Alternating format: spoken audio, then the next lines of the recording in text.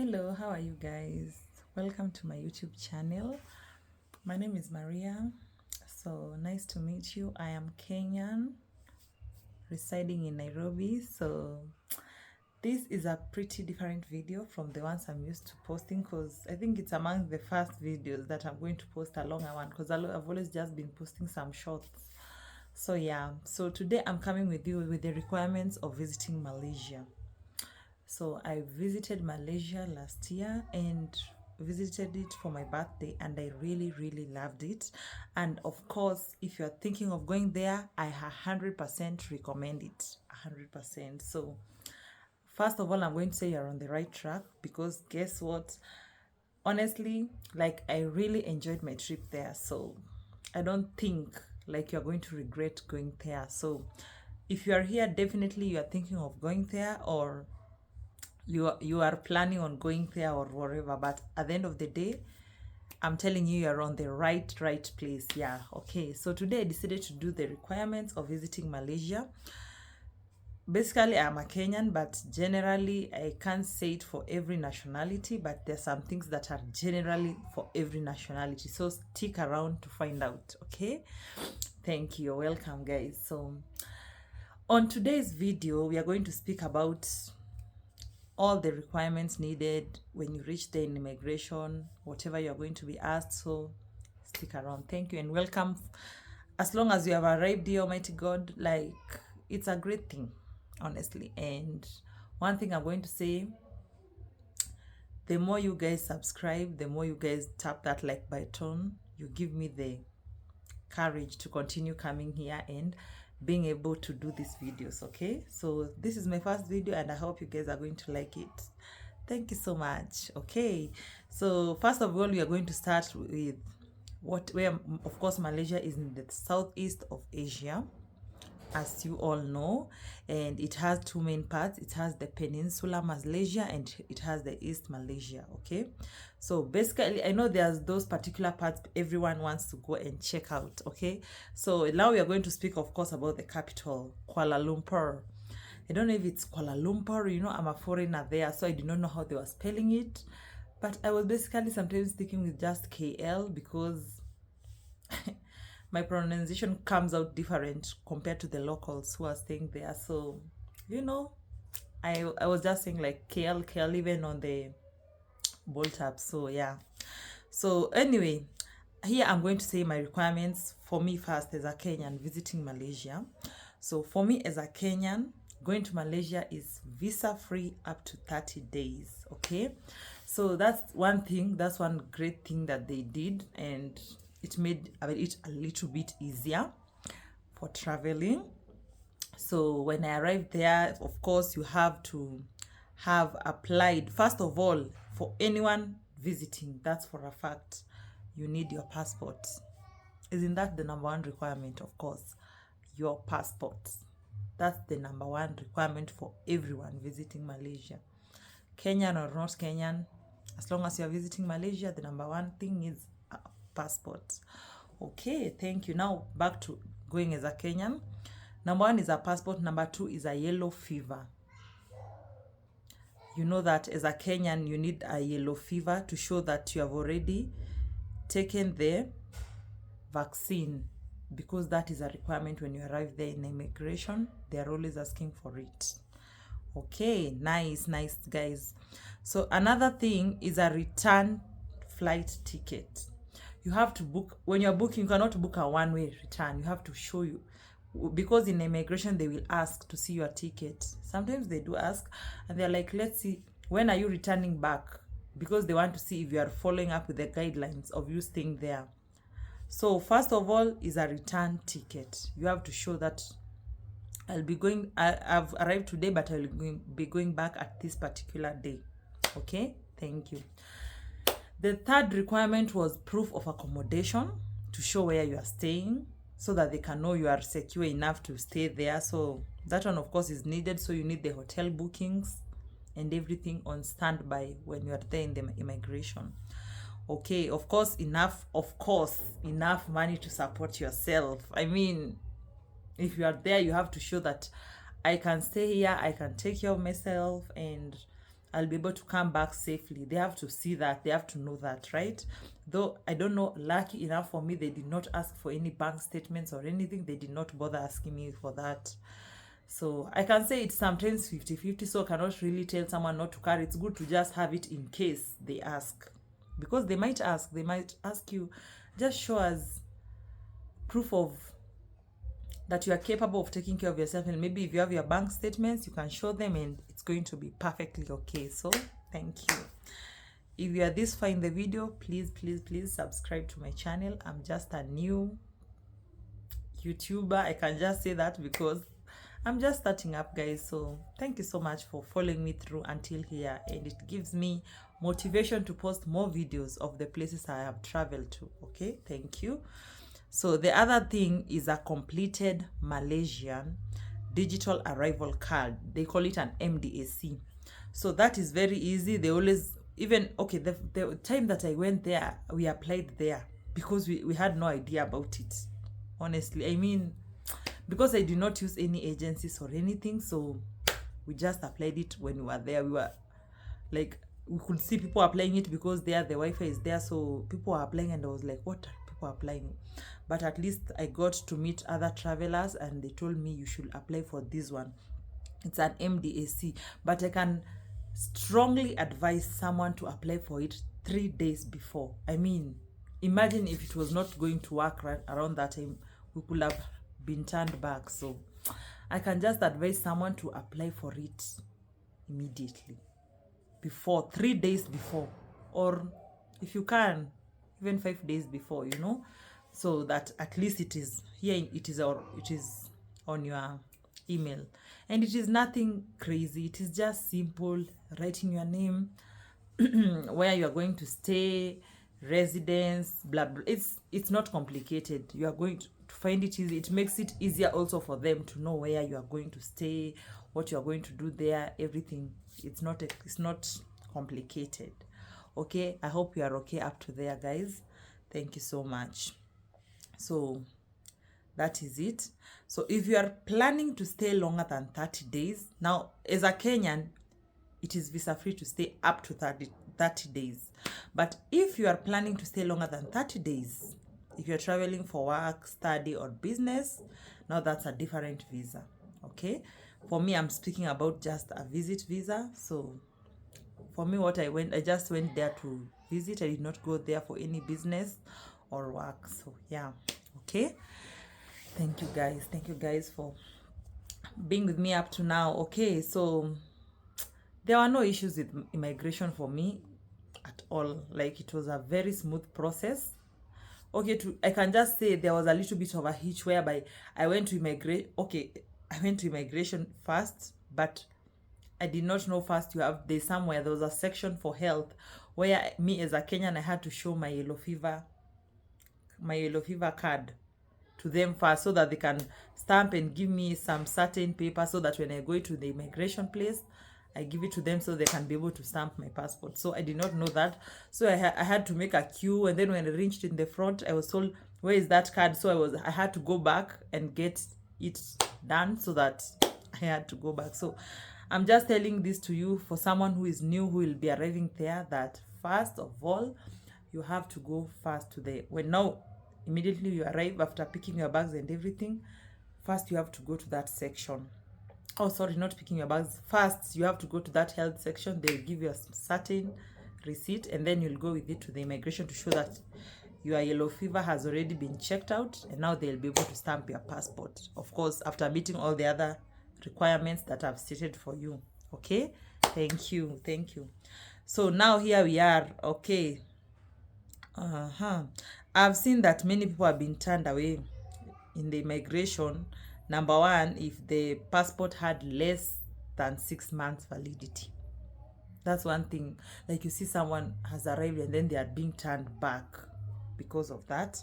Number two, not completing the Malaysian digital arrival card, the one that we have said, the MDAC. Okay, before arrival, you go back. Okay, the other one was no return ticket. Someone has just come with a one-way ticket. That one definitely guarantees going back, because you are showing that you don't want to go back. So inability to show where you will stay. Of course, in a hotel, if you are not going to show your accommodation place, the bookings and everything, they will be like, where are you going to stay when you are here? So that one will definitely raise questions.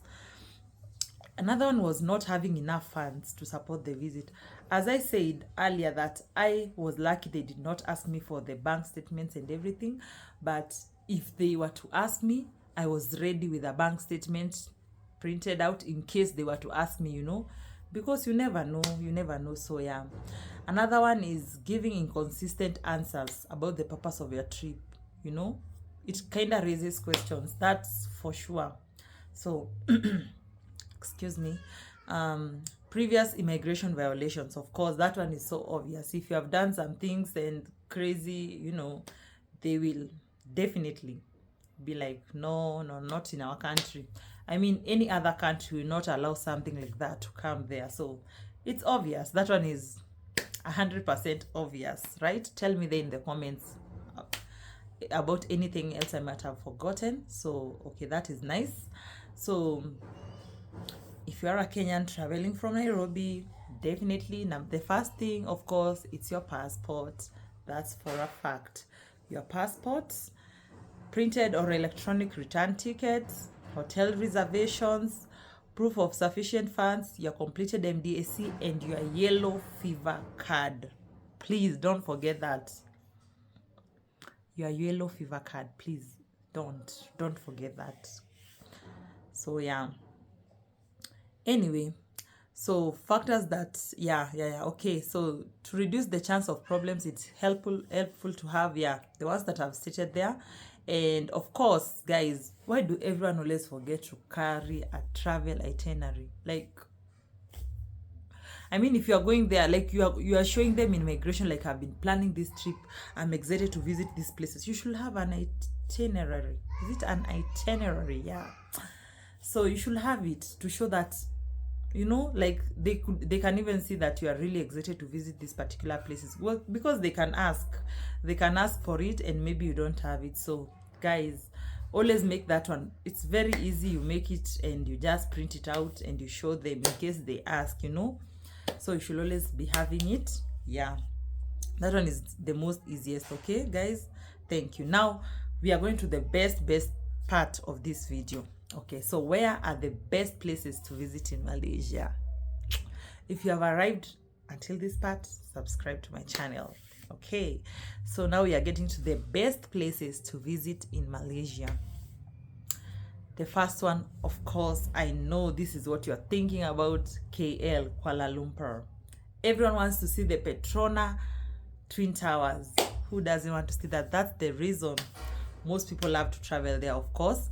So the Petronas Twin Towers.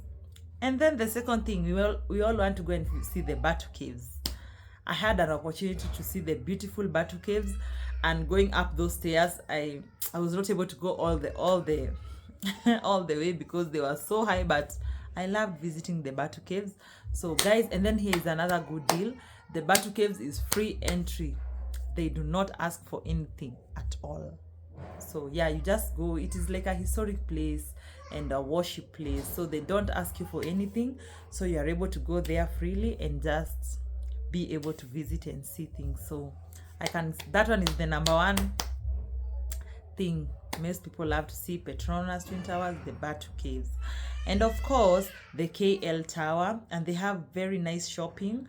There's this nice places called Bukit Bintang. It has lots of Chinese, Indians and everything, and they have like lots of things, lots of, I can say, bags, shopping bags, nice handbags, nice clothes. So, and it's very cheap there. So, a girl wants to explore and see some things, you should go there. You will love it. You love it. So that's a recommended place to go. And of course, everyone wants to try culture there, the street foods. So there's a place called Jalan Alor. It has very nice street food all over. You just try different types of food. You see different types of cuisines. There's the Malaysian cuisine. There's the Indian cuisine, Chinese cuisine. There's lots of cuisines, guys, all over the world. You see there, most people are there. So I think you're going to love it. And I saw a lot of Malaysians love jackfruit. Tell me if you are a Malaysian watching this, tell me if I'm wrong. You could smell jackfruit everywhere. Like, they love it. They love jackfruit so much. Like, it's almost even in foods. They love pineapples in their food. So that was a kind of a culture thing I saw there, and I was like, And I did enjoy some of their foods. So yeah, I'm recommending you to go there, guys. And then now, of course, if you are a girl, or okay, not a girl, a boy, or anyone, if you love beaches, Malaysia got you. So you should visit the Langkawi beaches in Malaysia. Oh my god, they are sandy beaches. You will love it. And don't miss the cruise over there. You enjoy some nice cultural Malaysian songs on those cruises. I'm sure you're going to enjoy that bit very much. So yeah, island hopping, duty-free shopping. And guys, now that we are even here, if you want to follow me to see some bit of my travels, you can follow me on Instagram. I'm called Maria.morara. Okay, it's Maria, Marya .morara, Morara. So yeah, if you want to see all my travels, check me out on Instagram. You're definitely going to love it. Okay, thank you so much. So you're going to see, go visit Langkawi. You love Langkawi. There's also Georgetown. It is a UNESCO World Heritage City, famous for colorful street art, clacky, and history, architecture, some of Malaysia's best food. So guys, and then for someone who loves history, there's always people who love history during a vacation. Not everyone loves the beaches. Not everyone loves the the people who love history. They like studying and everything. So yeah, there's a place for you guys. So visit Malacca, rich in history, Portuguese, Dutch, and British influences. Jonker Street, history, churches, and museums. For those history guys, here is your place. And river cruises, of course. And then there's also the Cameron Islands. Oh my god, guys, visit that. Add that to your list right now. Add it.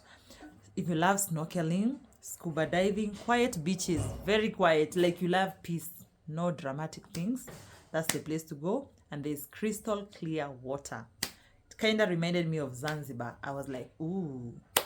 So you guys, you have to visit that place so much. So you're going to love it. I promise you that. So add that to your itinerary. Okay, there's another one called Taman Negara. This one is for people who love hiking. I skipped that one. I'm sorry, guys. I don't know. I don't like hiking, but I'm learning, okay? So there's the ones who love hiking. Should visit Taman Negara, okay? And there's jungle trekking, canopy walks, river cruises, and wildlife spotting. So add that to your list, and you're going to love it. Okay, there's always people, I mean, we are all different. People love different things. So there's someone who hiking is vacation to them. There's someone who goes to a room, they just want to relax, just do their gym workouts and just relax, and there are people like us who love to explore, go out and explore the city, taste the foods, see the people, talk with the people and everything. So yeah, so as I said, this is among my first longest YouTube video, and the more you guys subscribe so the more you guys subscribe to my channel, you're going to give me more encouraging ways to continue doing this. Okay, so yeah, okay, thank you so much. And then of course, there is always a gateway to adventure. There are people who love adventures. In East Malaysia, there's Mount Kinabalu, beautiful islands, sunset cruises. Of course, even in Langkawi, there's lots of sunset cruises. I can assure you that. Okay, so now this one, all this depends with your itinerary. How many days are you going? Now that one depends on you. Some will be going for 2 weeks, some just a week. So it always depends with their days. So I think among those days, please fix in Kuala Lumpur and Langkawi. Fix it. You're going to love it. Okay, that one is for sure. Yeah, so guys, I think for a traveler from Kenya, a budget of around 800 USD to 1,500 USD can work very good for you. as long as you choose.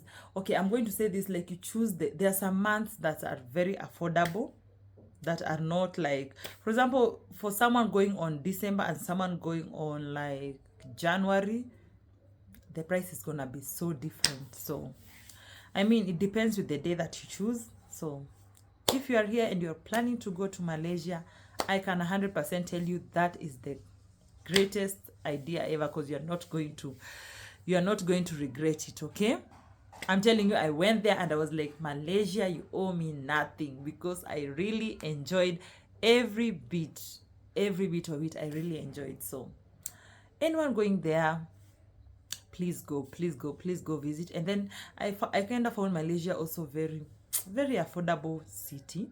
Yeah, like, it was not crazy.